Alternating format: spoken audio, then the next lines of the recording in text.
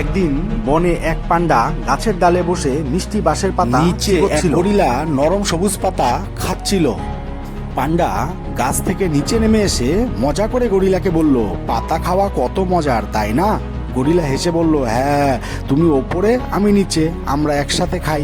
তুমি ওপর থেকে পাতা নিচে ফেলাবে আর আমি নিচে বসে বসে মজা করে খাবো।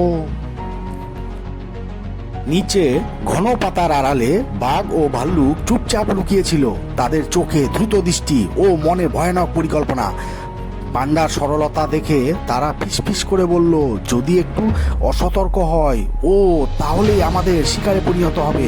পান্ডার মাংস খেতে ভালো লাগে তারা এই পরিকল্পনা করলো, ঠিক সেই মুহূর্তে হঠাৎ দূর থেকে ভেসে এলো গর্জন।